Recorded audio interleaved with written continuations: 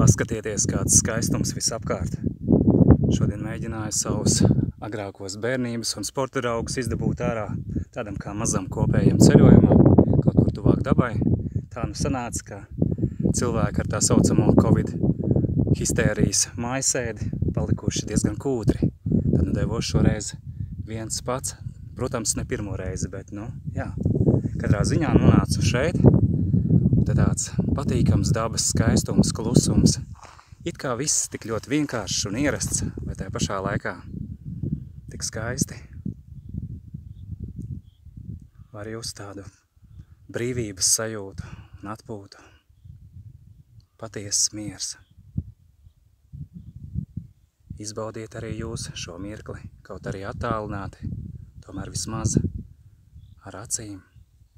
Un to, ko varbūt sadzirdēsiet dabas klusumā un skaņās.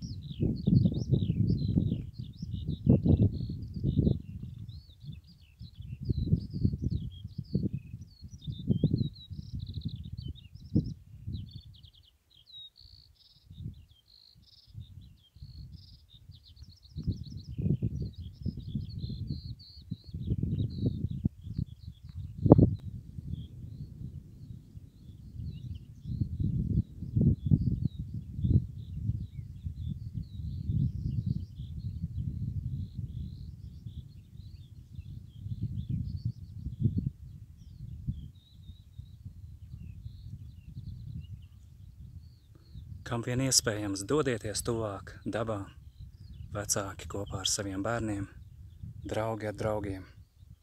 Pavadiet laiku šajā skaistumā, dabas klusumā un pievilcībā. Tas ir tā vērts. Jūsu veselība un jūsu imunitāte jums pateiks savu veidu paldies.